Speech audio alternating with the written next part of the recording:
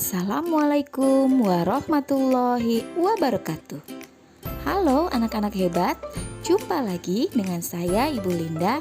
Di pembelajaran kali ini kita akan belajar tema 1, subtema 2, pembelajaran 4, organ gerak hewan dan manusia, muatan pelajaran IPS dan PPKN. Buku panduan dalam pembelajaran ini, buku tematik tema 1, organ gerak hewan dan manusia, dan buku penilaian Bu Pena jilid 5A. Kompetensi dasar muatan pelajaran IPS 3.1 dan 4.1. Kompetensi dasar muatan pelajaran PPKN 1.1, 2.1, 3.1, dan 4.1. Tujuan pembelajaran kita hari ini, anak-anak hebat, alam Indonesia dikenal sangat indah dan kaya akan berbagai sumber daya alam. Tidak heran jika banyak wisatawan dari berbagai negara tertarik dan datang ke Indonesia.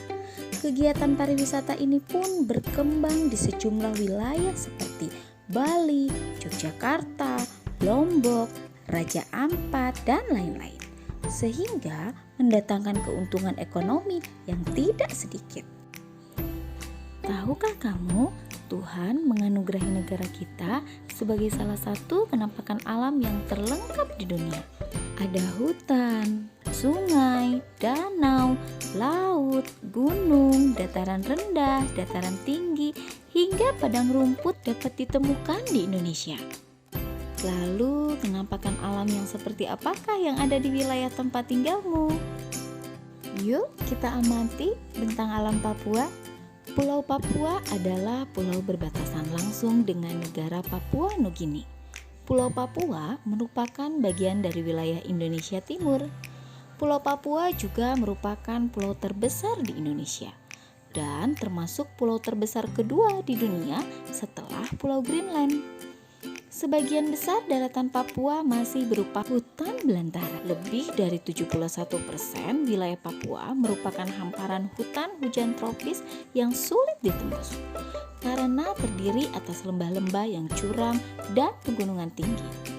Puncak tertinggi di Indonesia berada di Papua, yaitu Puncak Jayawijaya, yang sebagian puncaknya ditutupi salju. Bentang alam wilayah Indonesia yang bervariasi tidak terlepas dari keadaan iklim di Indonesia. Indonesia memiliki iklim tropis.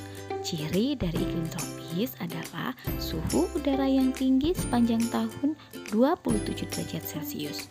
Di daerah tropis tidak ada perbedaan yang jauh antara suhu pada musim hujan dengan suhu pada musim kemarau. Dan ciri iklim tropis lainnya adalah lamanya siang dan malam hampir sama, yaitu 12 jam. Bentang alam yang bervariasi dan luas yang terpisahkan ke dalam pulau-pulau membuat beragamnya fauna di Indonesia. Fauna di Indonesia menurut coraknya terbagi menjadi 3 tipe.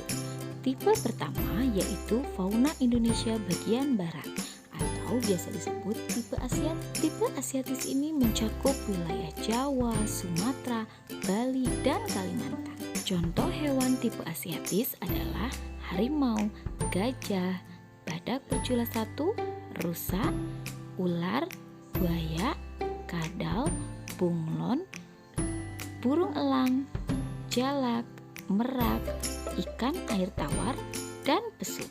Yang kedua adalah fauna Indonesia bagian tengah atau biasa disebut tipe peralihan. Wilayah ini juga sering disebut dengan wilayah fauna Kepulauan Wallace, mencakup wilayah Sulawesi, Timor, Maluku, dan Nusa Tenggara serta sejumlah pulau-pulau kecil di sekitarnya.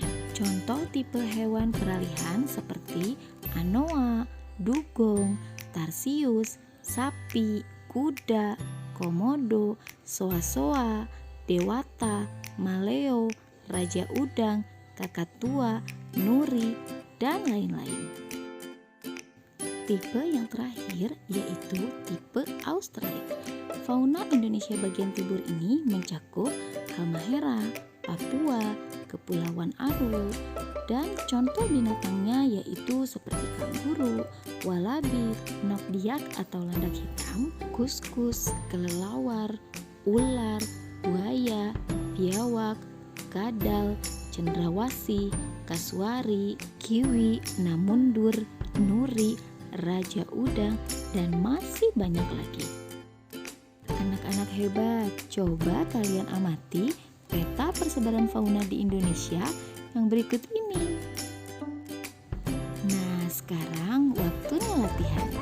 Silahkan pilih salah satu penampakan alam yang kalian sukai. Lalu kerjakan latihannya. Bersiap? Ya, silahkan kalian memilih penampakan alam gunung atau laut. Tentukan pilihan kalian sekarang. Pilih gunung atau laut. Silakan kalian kerjakan di buku tulis kalian. Pancasila merupakan pedoman hidup masyarakat Indonesia. Kehidupan masyarakat Indonesia harus sesuai dengan nilai-nilai yang terkandung dalam Pancasila. Dengan berpegang teguh pada nilai-nilai Pancasila, maka akan terwujud masyarakat Indonesia yang damai dan sejahtera. Berikut nilai-nilai luhur Pancasila yang harus diterapkan oleh masyarakat Indonesia. 1. Hubungan masyarakat Indonesia dengan Tuhan Yang Maha Esa. 2. Hubungan antar manusia merupakan hubungan yang sama derajatnya. 3. Memiliki nilai kebangsaan dalam masyarakat Indonesia yang bersatu. 4. Mendorong tercapainya tujuan persatuan Indonesia dengan musyawarah untuk mencapai mufakat. 5. Setiap warga negara perlu berupaya mewujudkan keadilan sosial dalam masyarakat. Berikut adalah contoh-contoh perilaku penerapan nilai-nilai luhur Pancasila. Anak-anak hebat, kita latihan yuk. Amati gambar berikut ini dan berilah tanda centang apabila perilaku tersebut sesuai dengan nilai-nilai Pancasila. Dan beri tanda silang apabila gambar tersebut tidak sesuai dengan nilai-nilai Pancasila. Demikian pembelajaran hari ini. Jangan lupa tetap menerapkan protokol kesehatan 5M agar terhindar dari virus COVID-19 dengan cara memakai masker, tidak kumpul-kumpul, jaga jarak, mencuci tangan, dan kurangi mobilitas. Terima kasih untuk anak-anak ibu yang hebat. Wassalamualaikum warahmatullahi wabarakatuh.